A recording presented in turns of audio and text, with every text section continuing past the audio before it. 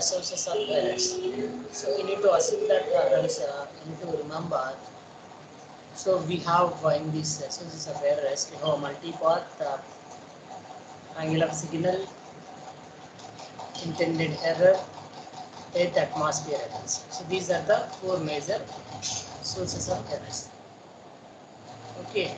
So in this, just you need to see the earth atmospheric errors or GPS errors. You need to find that. So we can calculate in this error. We can calculate the distance between from satellite to receiver, from satellite to down receiver. So that will be calculated from your Earth atmosphere. So that value will be multiplying a single travel time by the speed of light.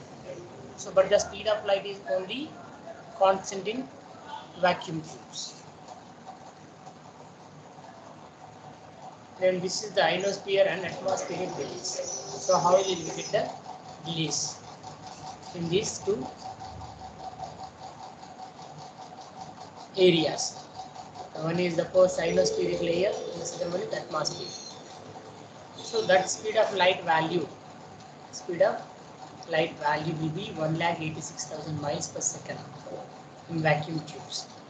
If we have delay, be either atmospheric delay or ionospheric delay, whatever it is. So this atmospheric Earth atmosphere is a heterogeneous. Earth's atmosphere is a heterogeneous. So this can cause signals to slow down or speed up. This can cause the signals to slow down or speed up. Eliminated by dual frequency receivers. So this problem, slow down or speed up, like such type of problems if you want to overcome such type of problems means with the help of, or if you want to eliminate such type of problems means eliminated by a dual frequency receivers. Dual frequency receivers. So in the dual frequency receiver, we have low to high frequency, high to low frequency. Let us assume that if we have a low frequency, receiver, what will happen? The low frequency affected more than high frequency. Low frequency affected more than high frequency. So the receiver evaluates signal. The receiver evaluates the signal and corrects for the error. Receiver evaluates the signal and correct for error.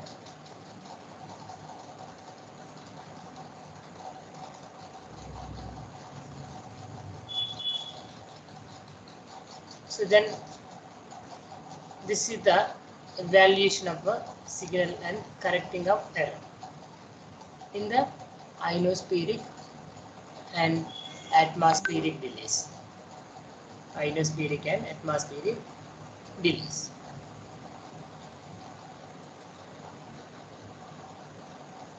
Coming to the second GPS error, our source of error is that multipath error. Multipath error. You need to see the diagram or picture. So in that, the signal is traveling. The signal is traveling. See, in different paths. We need to call that is multi-path. The signal will be traveling multiple paths. Will be traveling in multiple paths. So this is the rough diagram for correcting of errors. For correcting errors, we need to take a rough trip on the ground. See, from the diagram we have a hills, we have a big buildings. You need to see that. This will be available in the cities only, especially in the Hyderabad city. You need to see that. So the signal may be bounce. The signal may be bounce of various local obstructions before it. So before these signals, we have various local obstructions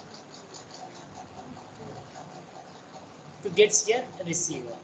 So your receiver will facing the difficulty for receiving the signal from various local obstructions. Because of that reason, the signal may be bounced out. Because of that reason, the signal may be bounced out. Let us assume that if you have a good receivers, the good receivers use sophisticated signal rejection techniques. The good receivers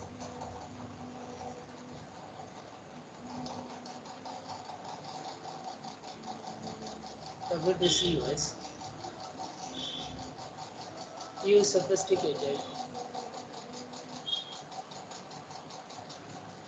signal rejection techniques. Minimize this problem.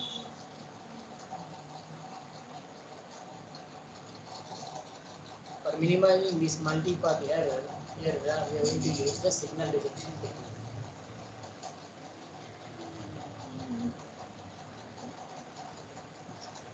So this is the major error sources that impact on GPS range measurements. You need to observe table carefully. The first column indicates that error source name. The second column indicates that nominal value with the help of a range. And the last one is remark. How you will get that orbit error source, or clock error source, or atmospheric error source. So the orbit error source is in broadcast intermediaries due to the residual errors in curve fitting. Residual errors in curve fitting. Coming to the clock error source. In the orbit error source, the range is around 1 to 5 meters. The range is around 1 to 5 meters.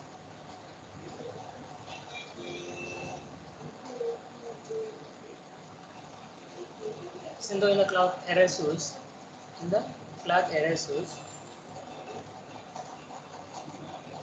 which will be getting due to satellite clock drift. Due to satellite clock drift, we are getting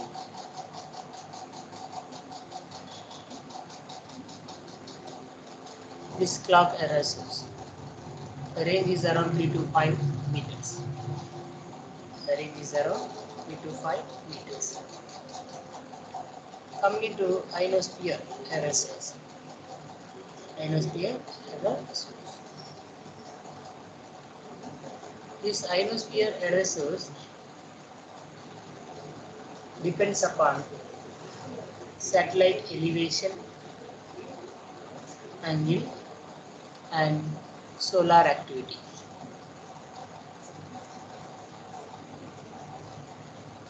This ionosphere depends upon satellite elevation, angle, and solar activity. And the range is around 2 to 50 meters.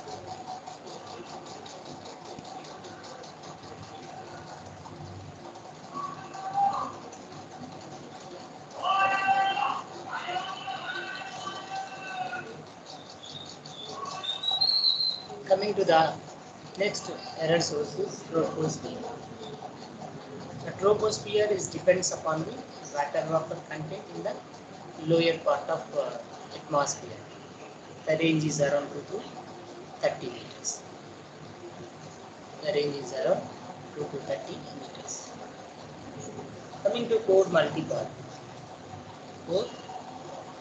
The code multipath error maximum 150 meters. which will be covers maximum around 150 meters. The minimum value is 15 meters. So 150 meters, where you have to use this? 150 meters using one chip coordinator space.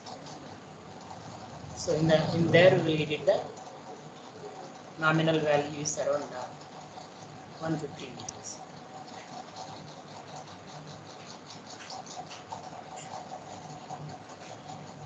And this minimum value 15 meters using 0.1 chip coordinator space. 0.1 chip correlator spacing, that is one chip correlator spacing 150 meters. This is 0.1 chip correlator spacing. That is the difference. And the next one is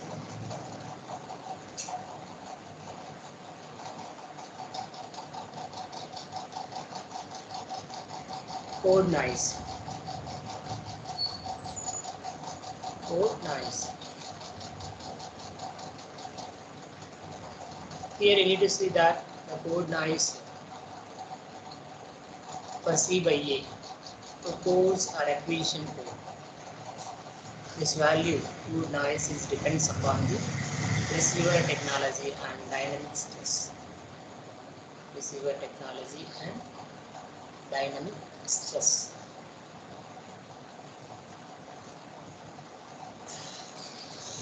And the range is around 0.1 to 3 meters. The range is 0.1 to 3 meters.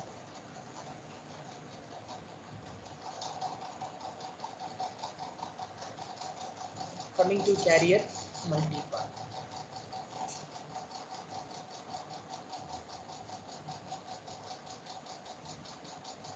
The carrier multipath have the maximum 4.75 centimeters for L1 carrier. For L1 carrier, the carrier multipath value, the carrier multipath range is maximum around 4.75 centimeters. And for L2 carrier, the carrier multipath range is 6.11 centimeters. 6.11 centimeters. So here you need to see that we have a 0.001 to 0.03 meters. This is in terms of meters.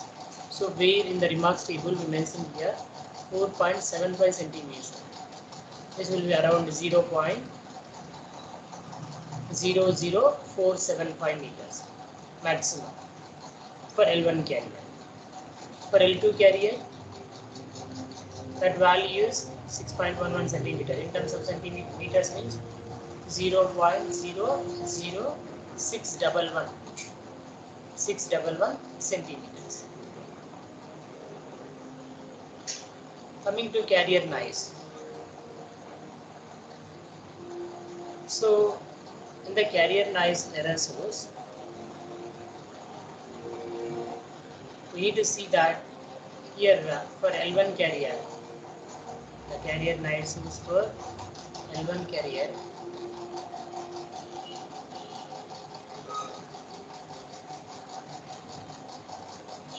depends upon receiver technology and dynamic stress. So the code noise and carrier noise, both values will be depends upon receiver technology and dynamic stress. But in the carrier noise for L1 carrier, so in the code noise for C by A code. So in the name itself indicates that code noise. So because of that reason, the C by A code we are seeing the code noise. But in the carrier noise, we need to see the noise in the carrier only for L1 carrier. Okay, that's it. That is the difference between code noise and carrier noise. So by the name itself indicates that specifically where we will get this error source is mentioned here. So the range is around 0.0002 to 0.002 meters. So in terms of centimeters means 2 centimeters to, sorry, 0.2 centimeters to 2 centimeters, or 0.2 to 2 centimeters in terms of centimeters. In terms of meters means same as it is, there is no change in that. 0.0002 to 0.002 meters.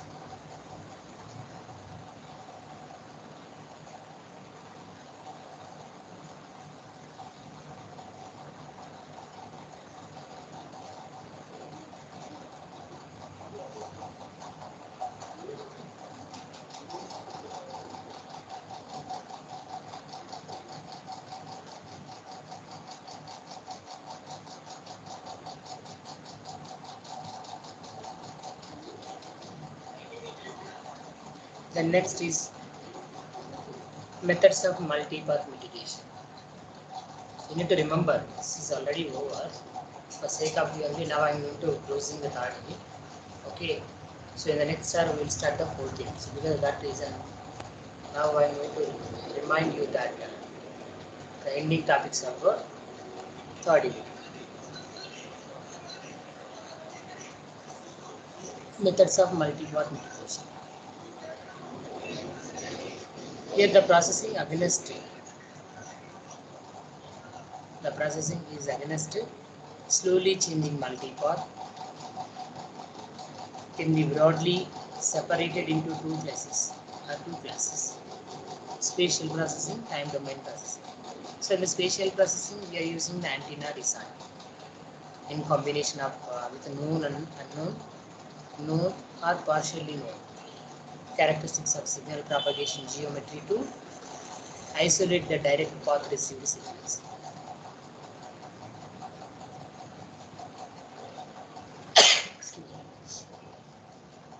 Spatial signal processing uses antenna design in combination with known or spatial known characteristics of signal propagation geometry to isolate the direct path received signals. Time domain processing achieves the same result. Time domain processing achieves the same result. What will be in this case?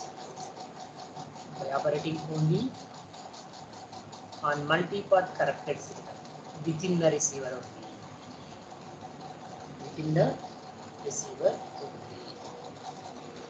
Time domain processing achieves the same result by operating only on multipath corrected signal within the receiver. Multipath corrected signal within the receiver.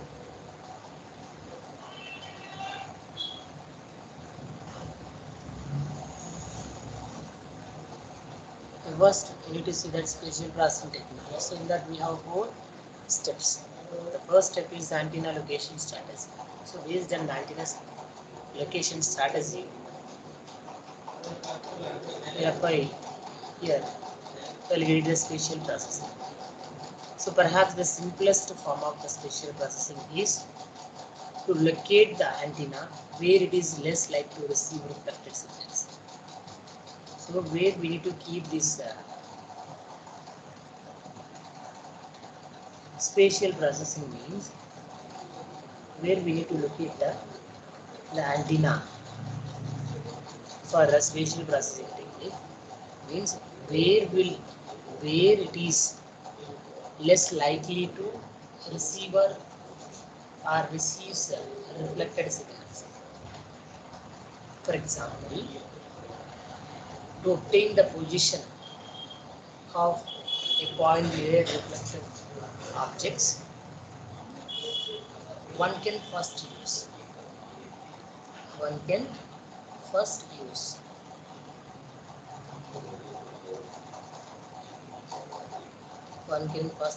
GPS to determine the position of a nearby point in clear and then calculate the relative position of the desired point. then calculate the relative position of the desired point by simple distance and our angle measurement techniques. Our angle measurement techniques. Here we have the another technique that minimizes ever present ground signal reflections. Here we have another technique that minimizes ever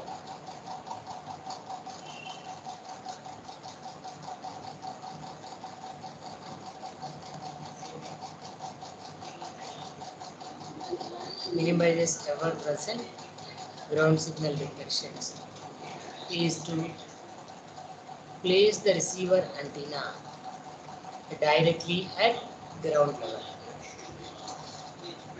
This causes the point of ground deflections to be essentially coincident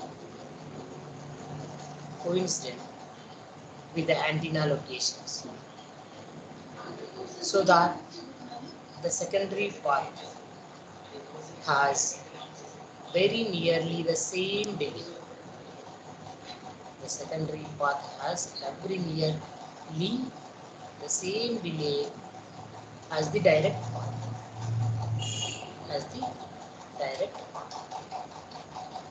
Clearly, such antenna locations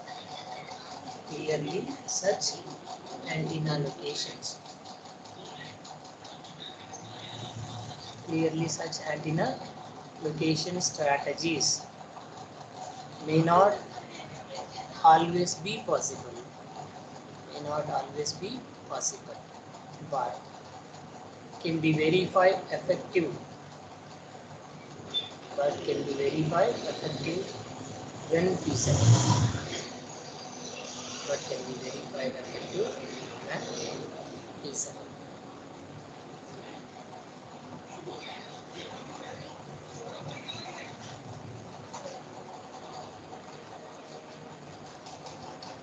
Coming to the second one is ground plane antenna.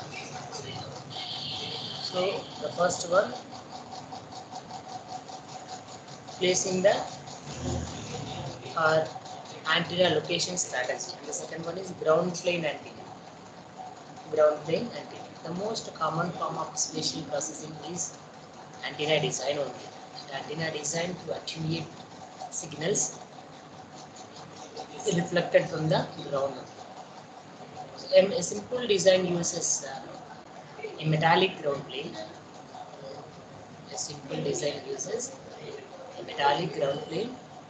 Disc centered at the base of the antenna to shield the antenna from wind. Here we have a deficiency of this design is that when the signal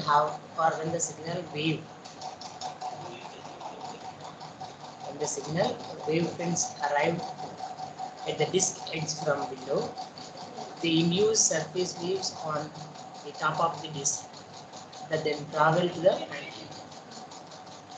The surface waves can be eliminated by replacing the ground plane with a choke ring, which is essentially a ground plane containing a series of concentric circular cross 1/4 wavelength.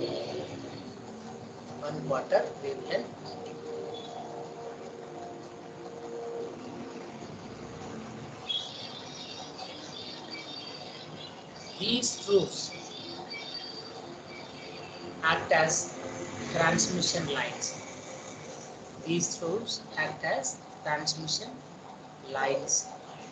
Shorted at the bottom edge. These tubes act as a transmission lines shorted at the bottom ends, so that their top ends exhibits a very high impedance. At the GPS carrier frequency. A very high impedance at the GPS carrier frequency.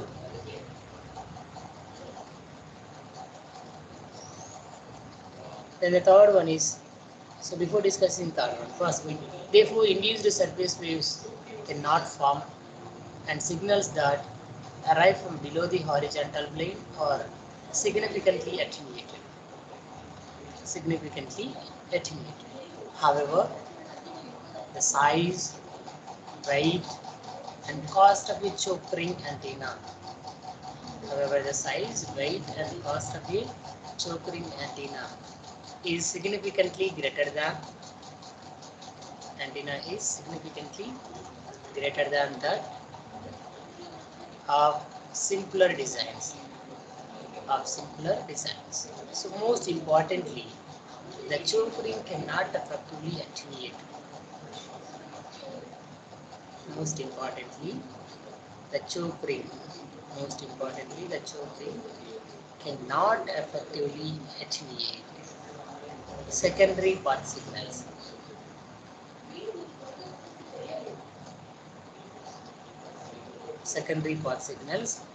Arriving from above the horizontal, such as those reflecting from buildings or other structures.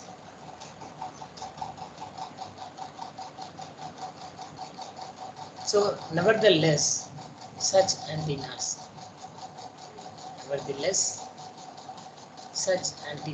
have proven to be effective when signal ground bounds is the dominant source of multipath, particularly in GPS surveying applications.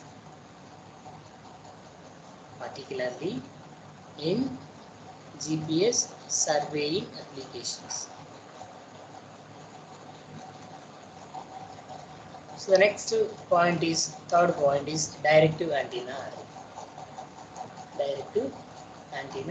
array. A more advanced form of spatial processing.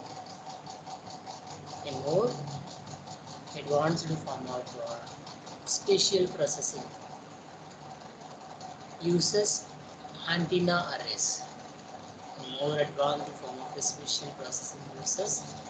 antenna arrays to form a highly directive spatial response pattern. A more advanced form of spatial processing uses antenna arrays to form a highly directive spatial response pattern with a high gain in the direction of the direct path signal.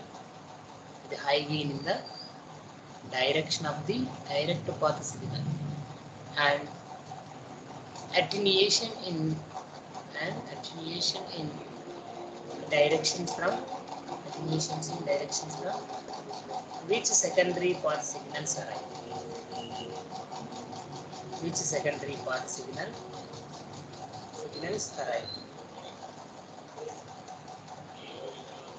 However, in as much as signals from different satellites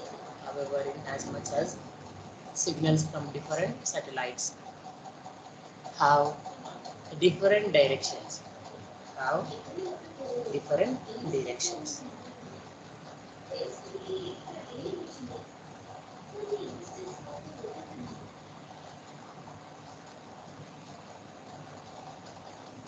Of arrival and different multipath geometries. Many directivity patterns must be simultaneously operative.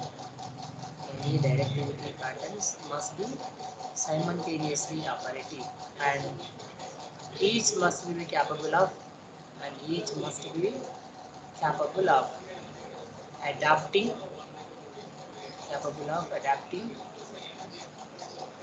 to changing geometry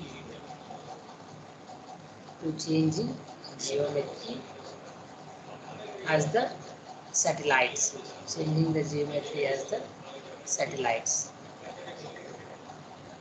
move across the sky. move across the sky. So for these reasons, highly directive arrays. For these reasons, highly directive arrays. For these reasons, highly directive arrays seldom. For these reasons, highly directive arrays seldom are practical are practical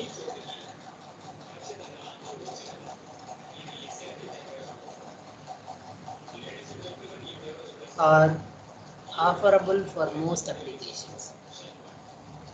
Are offerable for most applications.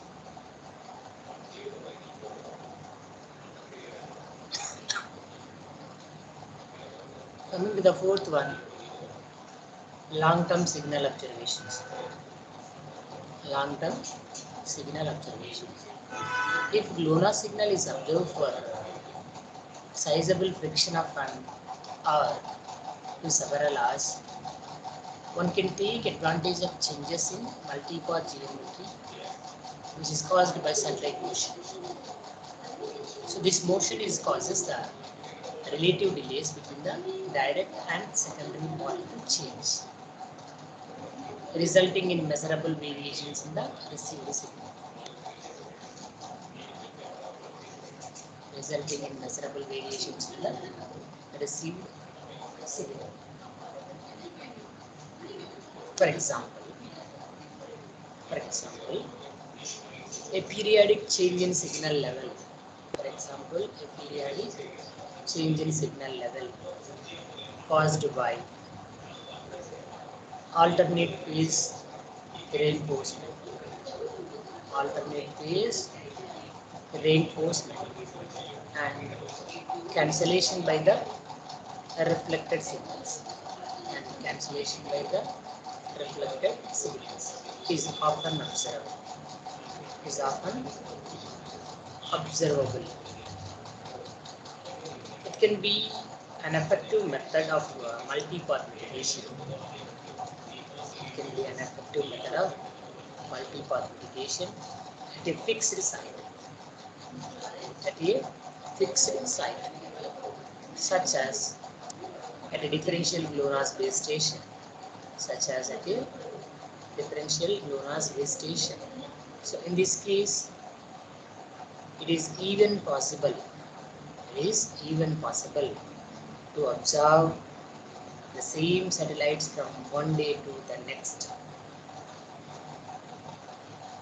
Looking for patterns of pseudo-ranging or phase measurements that repeat daily.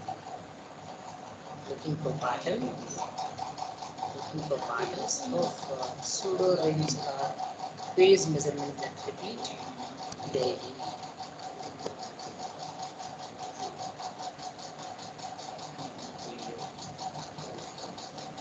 So this is the time. Next is the time domain processing. The spatial processing is over.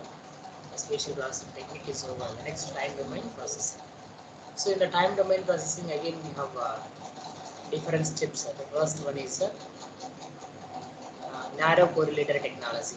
So how will able to calculate this time domain processing with the help of narrow correlator technology? Means with the help of a relative correlation value and relative propagation delay. With the help of these two, we'll able to find out this time domain processing or reduce the multipath error with large pre-correlation band. With a large pre-correlation band. You need to see the structure carefully. And that's what we have. So where will we do the secondary path? And what is the resultant value? What is the direct pattern? That and all we'll be able to see. So here the value will vary minus 300 to 300 meters. So at the reference level, we will able to reduce the range of error. At the reference level only we will able to reduce the range of errors. Then you need to see the second step is leading edge techniques. Leading edge techniques. So in that we need to see that Here we have different types of reference code waveforms. Reference code waveforms.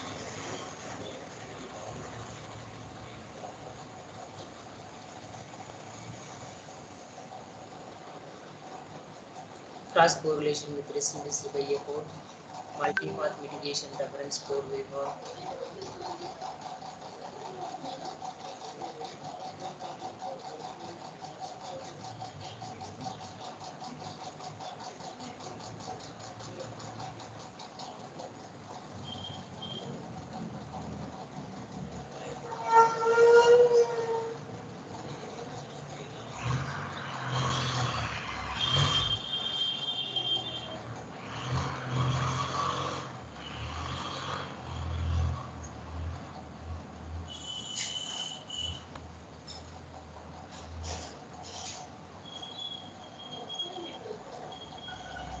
So you need to see the different way.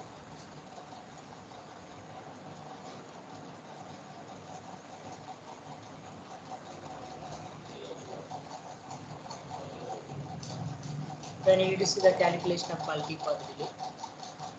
Calculation of multi-path delay. So what type of parameters will going to calculate the multi-path delay. So we are going to calculate the wavelength of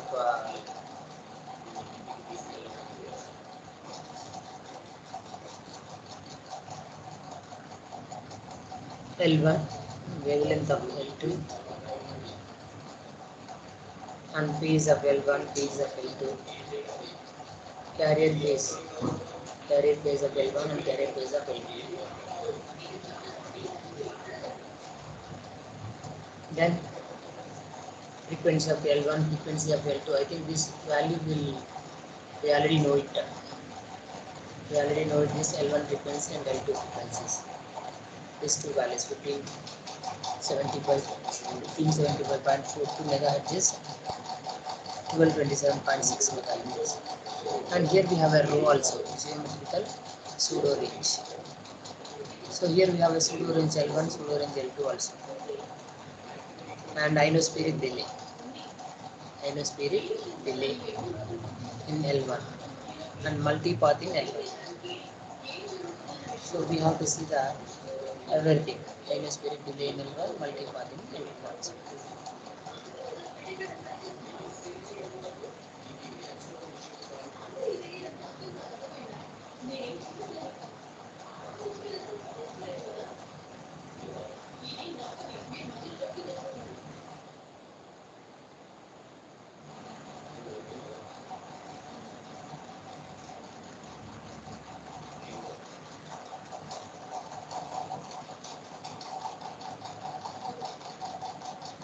So now we need to see the real frequency known as receivers.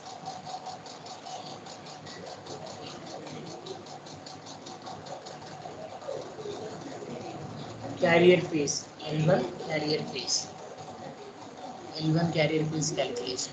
L1 and L2 carrier phase calculation. Phase, you need to see that. Let us assume these two are equations. Subtract from 1 to 2.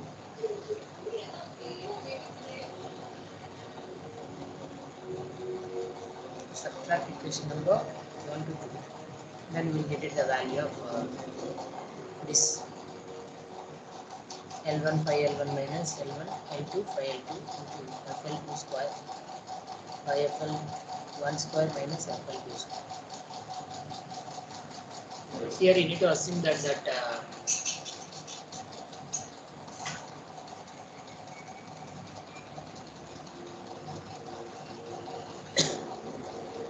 FL2 whole square by FL1 whole square minus FL2 whole square is equals to K. Assume that this value is equals to K. This value is equals to K. Substitute K here, K into this subtraction of this one, and that is IL1.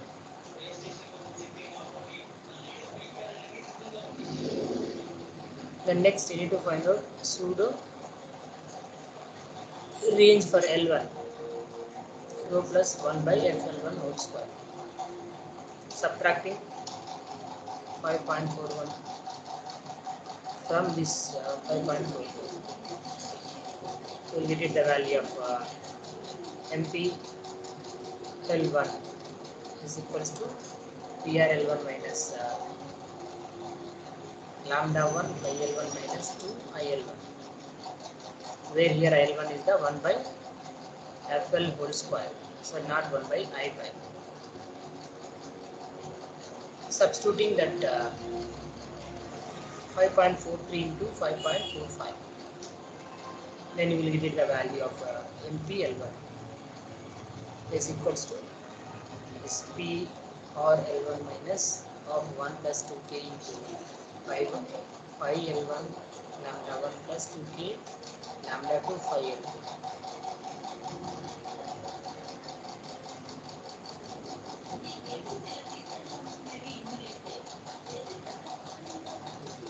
Then next entry is data errors.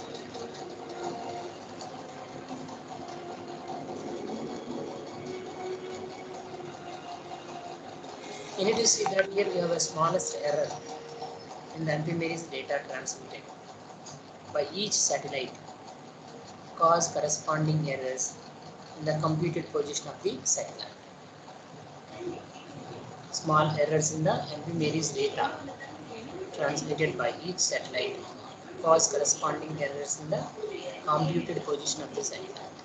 So these are determined by the master control station of the GPS ground segment.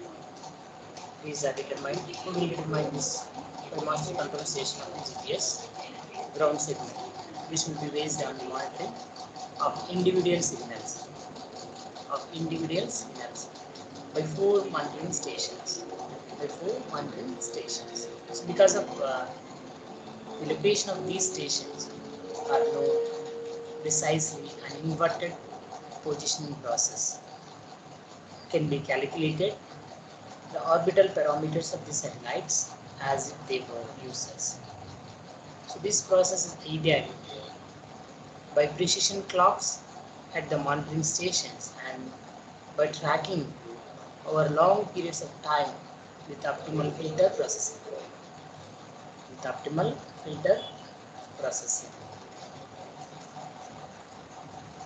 So based on the orbital parameter estimates, thus obtain the master control station uploads the Archimedes data to each satellite, which then transmits the data to users via navigation data message. Here the errors in satellite position. When calculated from the Archimedes data typically results in range error less than 1 meter. Result in range errors less than 1 meter. Improvements in satellite tracking will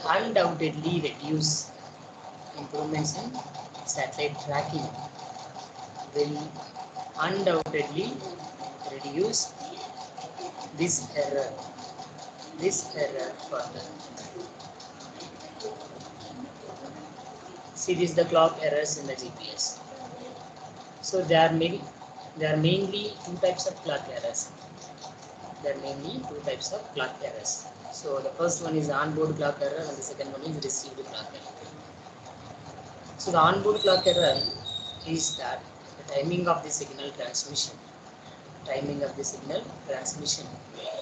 from each satellite is directly controlled by its own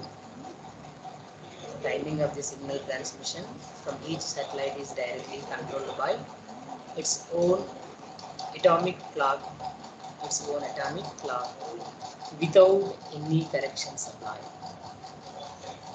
This time frame is called as space vehicle time. Although the atomic clocks in the satellites are highly accurate, the errors can be large enough. Errors can be large enough to require corrections. To require corrections. So the clocks are allowed. Here the clocks are allowed some degree of relative drift. The clocks are allowed some degree of relative drift. That is estimated by ground station observations. It is estimated by ground station observations, and it is used to generate clock corrections data. It is used to generate clock correction data in the GPS navigation message. In the GPS navigation message. So when space vehicle time is corrected using this data, when space vehicle time is corrected using this data, the result is called as GPS time. When space vehicle time is corrected using this data, the result is called GPS time. The result is called as GPS time.